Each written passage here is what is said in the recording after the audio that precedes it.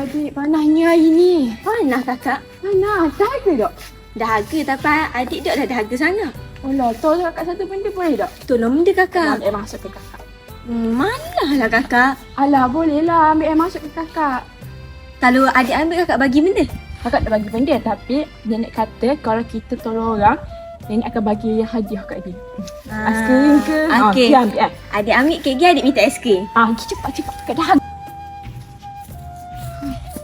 Kakak ni kakak. Terima kasih adik. Ambil air ke kakak. Sama-sama kakak. Kakak minum. Tapi mana aiskrim adik? Adik kan tahu nodoh kakak. Aiskrim? Aiskrim yang kakak janji tadi. Oh, aiskrim tu ke? Benarnya kakak tipu adik je. Apa kakak buat gitu ke adik? So, kakak dah harga sangat jadi kakak nak suruh adik tolong ambil air ke kakak. Tapi kakak janji dong adik nak bagi aiskrim. Kakak nak janji? Kakak apa nenek? Mana Minta boleh dengan nenek tak? Kakak nak aiskrim. Kakak tak apa. Kak. Nenek! Tolong kakak nenek. Nenek tolong Adik, kakak kenapa? nenek. Tolong kakak nenek. Kenapa ya? Dan adik ni. Kakak buat apa? Kakak tak gapo pun. Kakak nipu adik. Kakak nak nipu. Dia kata dia nak bagi aiskrim ke adik tapi tak bagi pun. Mana ada kakak kata nak bagi, kakak kata nenek. Tapi kakak kata kakak nak bagi aiskrim. Nenek. Tengok adik ni. Tengok perangai kakak dengan adik ni. Nenek teringat ke satu cerita? Cerita benda nenek. Kakak dengan adik nak dengar tak? Nak? Cerita apa? Mari nenek cerita. Pada zaman dahulu. La.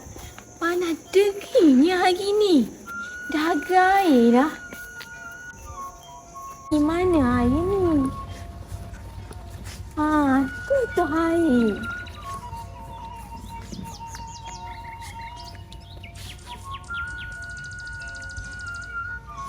Leganya.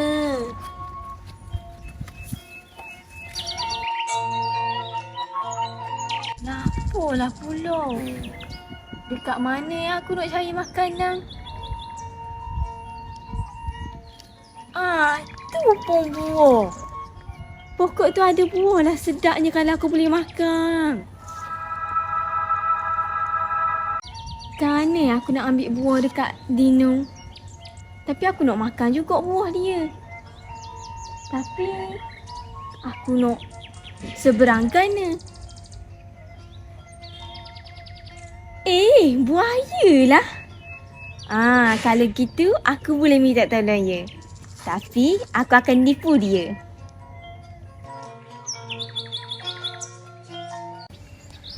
Manahnya weh. Lapar rasa hari ni. Ya, aku pun lapar. Daripada tadi lagi tu aku bunyi lapar. Lapar je.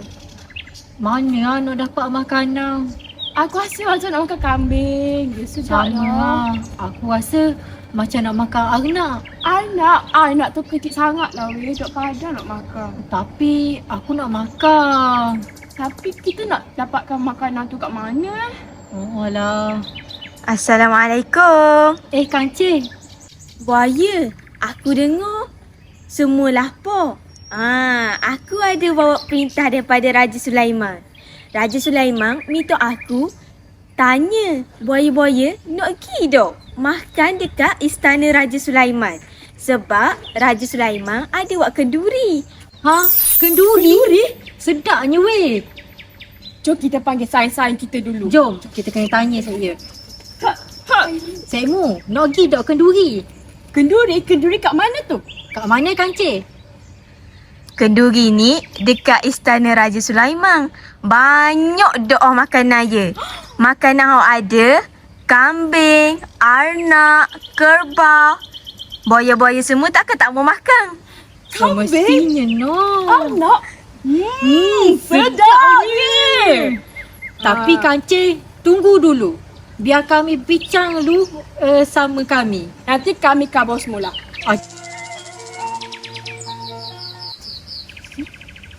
Kancil, lepas kami bincang, kami Setuju nak pergi kenduri tu.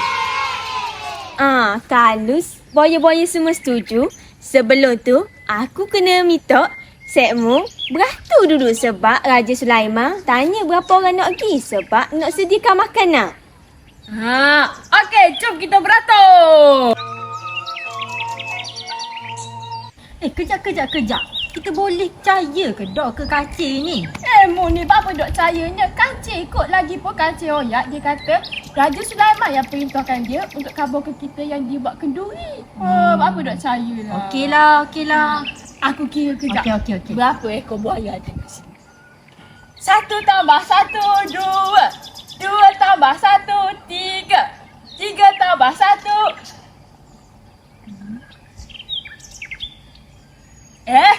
Banyak ada buaya ni. Tak payah kira. Semua ni. Biar kancil lah kira kalau gitu. Kancil, sekarang mu kira berapa ada buaya kat dalam sekarang ni? Okey, semua sedia. Aku nak kira berapa ada ni. Sedia. 1, 2, 3 lekuk kepala buaya aku ketuk. 4, 5, 6 jantan betina aku ketuk. Kancil, kejap. Apa mu ni? Bila benarnya tarikh jamuan Raja Sulaiman tu? Aku benarnya nipu kesetmu je. Jamuan Raja Sulaiman tu buat minggu lepas lagi. Bapa gitu kancil? Sebab aku gunakan setmu untuk aku makan buah ni. Sebab aku dah tahu kan aku nak ambil buah ni. Setmu kena nipu ke aku.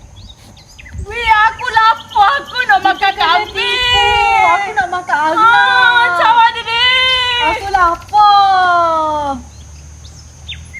Bye buaya, aku nak pergi makan dulu. Padam muka setmu. Aku nak makan kambing. Aku nak makan, lapar. Lapornya. Kancil. Sedapnya. Buaya, mana boleh gitu? Kita kena kongsi. Aku dulu dapat. Jadi ni kaki. Ni aku punya. Aku punya. Aku dulu yang dapat. Kongsi. Daging aku dulu kancil. Aku dulu. Aku pun lapar. Aku dulu yang dapat. Jadi aku punya. Aku kena tipu tadi. Aku pun kena tipu. Aku dulu nak. Aku dulu. Tak apa, tu aku punya makanan. Nanti mu Aku cari dulu yang yang lain. dapat kaki Aku lapar lu. Aku lapar. Aku lagi kambing. Bukan nak kabur mu nak makan Tak kaki. boleh. Aku dulu. Aku lapar sangat dah ni buaya. Aku pun lapar. Buaya, siapa nak kaki aku ni? Aku dulu. Aku dulu. Daging aku dulu. Daging kaki aku dulu. Aku lapar. Buaya mu kena nipu lagi. Tu kaki kayu, kaki aku sini. Wah, Kancil. aku makan dulu. Aku lapar. Ni semua sebabmu. Mu lah nak makan daging. Makan kaki ni.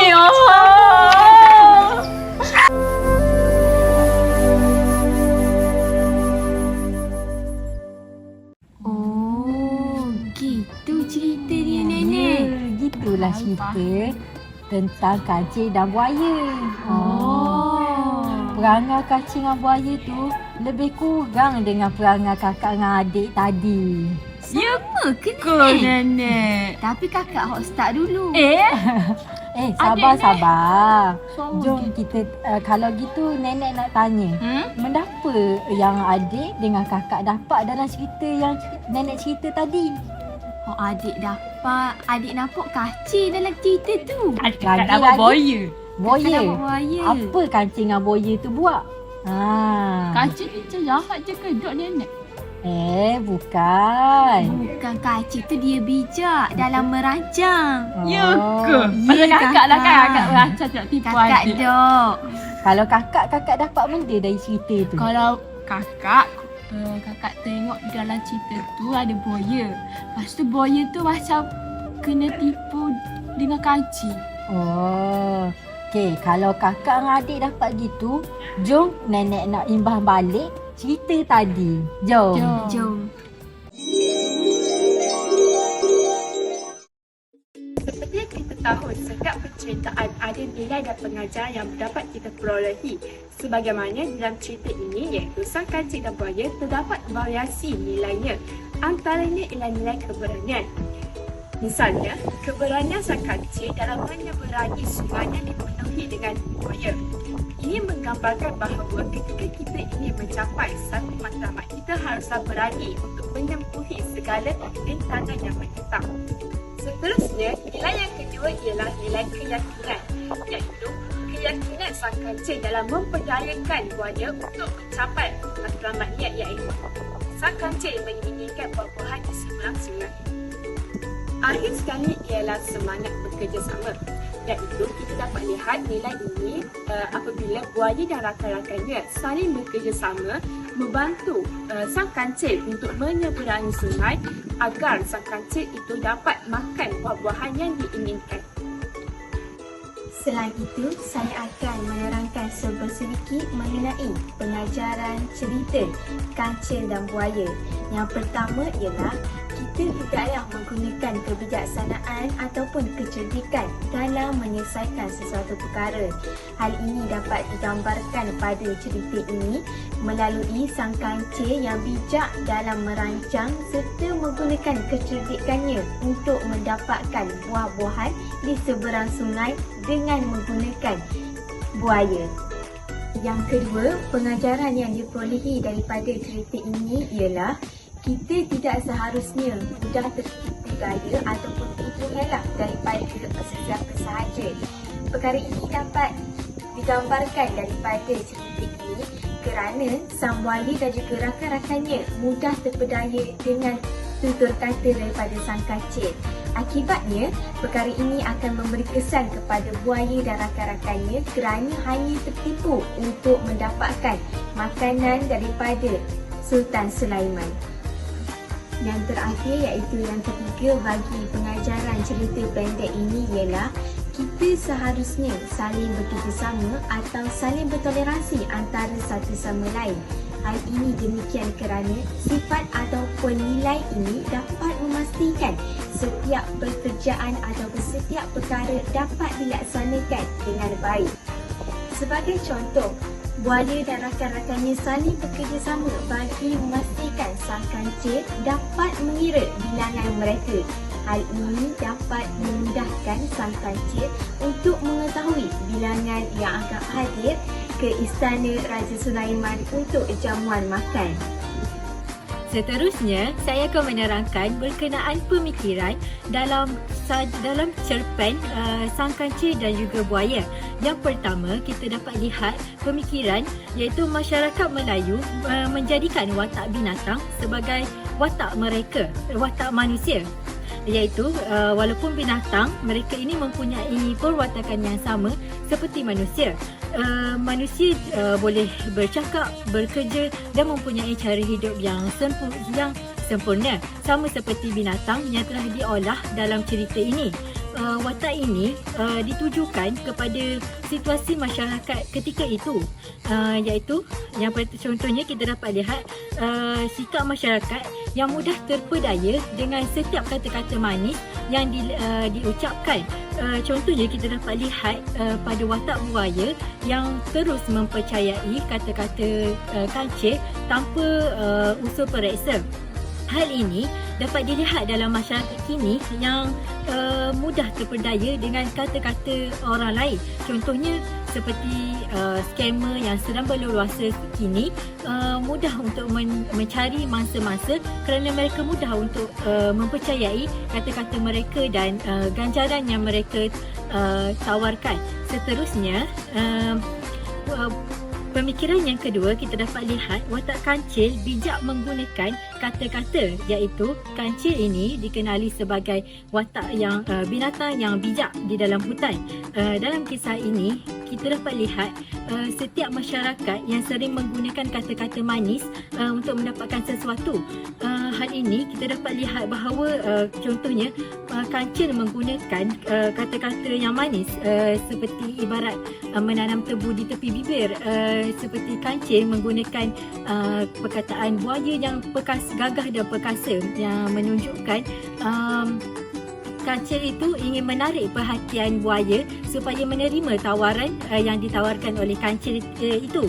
Hal ini menyebabkan buaya ini mudah terpedaya dengan kata-kata manis oleh kancil tersebut.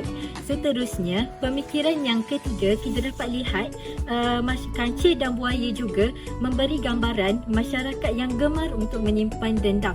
Okey, kita dapat lihat apabila kancil berjaya menyeberangi sungai, buaya telah menyimpan dendam kepada kancil kerana telah menipu mereka untuk menyeberangi sungai tersebut. Hal ini telah menyebabkan buaya untuk menyerang kancil untuk mendapatkan makanan. Perkara ini dapat memberi pengajaran kepada masyarakat dan pembaca bahawa kita tidak boleh menyimpan dendam agar hidup kita lebih tenang.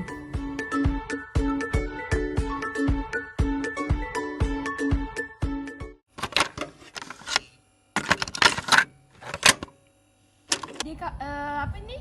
Mama Ina. Jauh-jauh tak apa. Budak-budak itu tiba-tiba dia lekuk kepala buaya aku ketut. Ketut je.